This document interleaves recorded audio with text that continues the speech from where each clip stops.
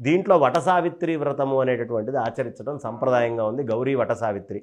ఏమిటి వట సావిత్రి అంటే, ఈ వట సావిత్రి వ్రతం ప్రత్యేకత ఏమిటంటే, ఆడవాళ్ళు వాళ్ళకి నెలలో ఒక 4 రోజుల పాటు రెస్ట్ లాగా ఉంటుంది. ఆ సమయంలో ఇంట్లో అన్నీ ముట్టుకొని అగ్నిహోత్రాలని ముట్టుకొని తెలిసి తెలియక ఏవైనా చేసేటటువంటిది అలా చేయకూడదనేది వైదిక సంప్రదాయంలో ఉంది. వైదిక ధర్మాన్ని ఆచరించేటటువంటి వాళ్ళు అలా పొరపాటున ముట్టుకుంటే ఏవైనా దోషాలు ఉంటే ఈ వట సావిత్రి వ్రతం చేస్తే అది పోతుంది. అది ఈ మాఘ పౌర్ణమి రోజు ఈ వ్రతాన్ని కనుక ఆచరించినట్లయితే ఆ పాపాలన్నిటి నుంచి కూడా దూరం అవుతారు. అందుకనే లక్షవత్తుల నోము ఇవన్నీ చేస్తారు. లక్షవత్తుల నోము ఎలా ఫలితం ఇస్తుందో మాఘ పౌర్ణమికి చేసే వట సావిత్రి వ్రతము, గౌరీ వ్రతం కూడా అలాగే పాపహరి అని చెప్తారు. ఆ వ్రతం ఏ విధంగా చేసుకుంటారా ఏమన్నా తెలియజేయగలరు? ఖచ్చితంగా ఆ వ్రతానికి సంబంధించినటువంటి కథ మన వ్రత కథలు అని దొరుకుతుంది. ఆ వ్రత కథల్లో వట సావిత్రి వ్రతం ఉంటుంది.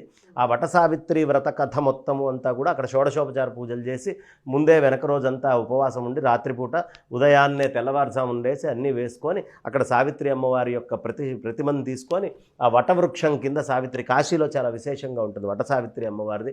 అలాగే ప్రయాగలో కూడా వటవృక్షం దగ్గర ఎక్కడైనా అంటే మర్రి చెట్టు కింద అక్కడ కూర్చొని చక్కగా ఈ అమ్మవారి యొక్క ప్రతిష్ఠ చేసి అక్కడ పూజ చేసుకొని ఈ వట సావిత్రి వ్రతం కనుక చేసుకుంటే వాళ్ళు సమస్తమైన అరిష్టాలు ఆ కథ చదువుకొని ఉద్యాపనం చేసుకొని ఆడవాళ్ళందరికీ కూడా ఇవ్వాల్సినటువంటి తాంబూలాలు వాయనాలు ఇచ్చుకుంటే పరిపూర్ణంగా ఈ దోషము నుంచి బయటపడతారు. ఇది వట సావిత్రి వ్రతం చేసే విధానం. ఇంకా విశేషంగా మీకు స్త్రీల వ్రత కథల్లో దొరుకుతుంది.